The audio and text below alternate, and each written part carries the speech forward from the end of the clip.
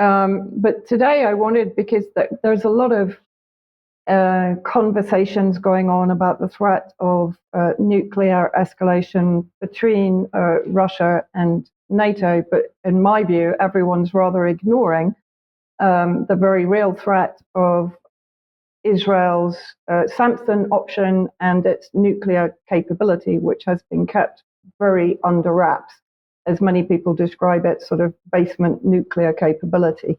So this is from the Strategic Vision Institute, Deconstructing Israel's Samson option and what it means. So the Samson option can be employed in case conventional deterrence fails.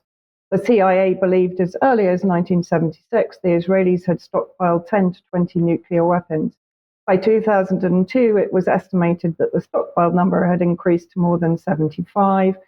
In 2006, George W. Bush's defense secretary, Robert Gates, admitted in a Senate hearing that Israel has nuclear weapons, and 2 years later, former US President Jimmy Carter also said that the number of Israeli nuclear warheads is more than 150.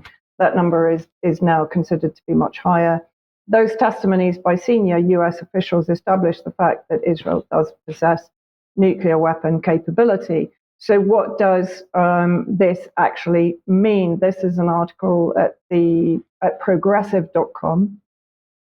Israeli nuclear ambiguity, its lack of official confirmation or denial. It's also not a signatory to the Non-Proliferation Treaty, and it's the only country in the region or only state in the region that does possess nuclear weapons. But that secrecy persists to this day. Nevertheless, as of 2021, researchers estimate that the country possesses 90 nuclear warheads. These figures do change according to the reports, capable of being delivered by aircraft, land-based ballistic missiles, and sea-based cruise missiles.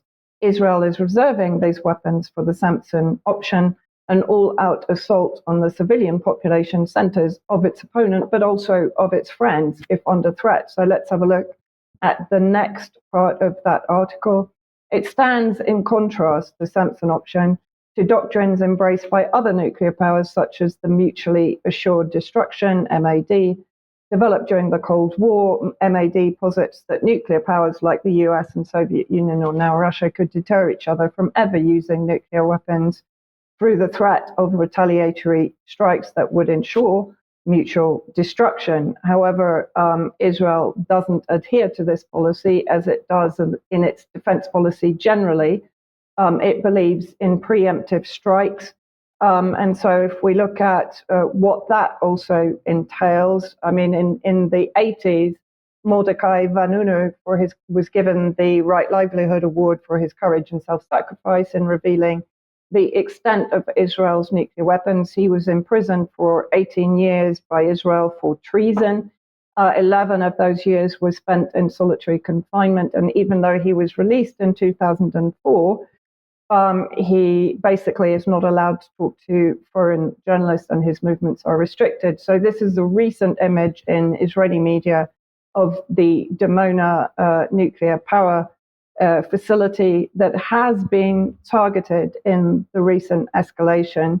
And if we look at what it says in the Jerusalem Post, this was in June of this year, Israel is upgrading its plutonium for its reactor at the nuclear research facility in Dimona.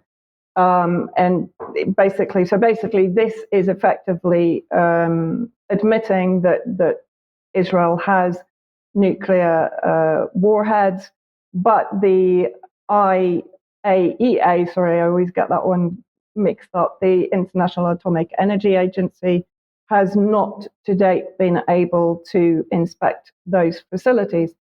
Now, what I want to point to, because in a sense, with the NATO-Russian conflict, we're dealing with, particularly from the Russian side, a degree of rationale. This is an article in the Cradle saying Israel isn't crazy, it's just mad, M-A-D, and that doesn't mean mutually assured destruction, it means literally mad. So let's have a look at what they mean. Basically, what Israel is doing is presenting itself as like a rabid dog in its war policy. So I'm just going to read down the middle column. First, people are more likely to attack you if they see you as weak or vulnerable. Second, they cannot know for sure that you're weak. They depend on the signs that you give out through your behavior, both present and past. Hit them where you sense they may be vulnerable and make it hurt. Well, we're definitely seeing that in Israel's genocidal policy. You are not acting out emotionally. That is a sign of weakness. You're simply hinting that you are a little irrational and that your next move could be almost anything. So just relate this back to the Samson option.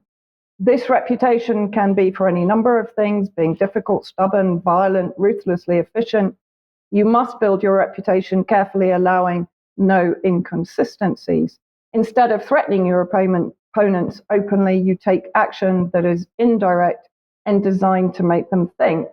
And I would also point out that in 2003, Ariel Sharon said that we possess several hundred atomic warheads and can launch them in all directions, perhaps even at Rome.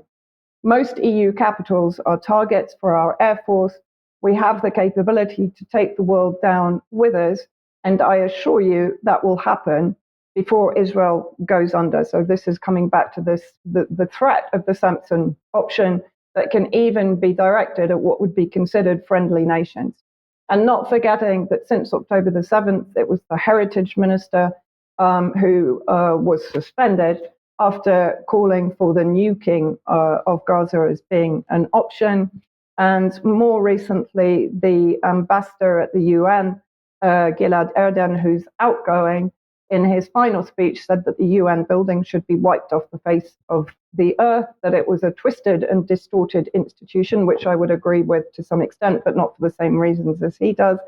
And then finally, I think 65% of Israeli Jews oppose criminal prosecution for soldiers suspected of raping Palestinian detainees. So we're looking at a very unstable, deliberately irrational nation with the potential of preemptive nuclear strikes. Okay, thank you for that,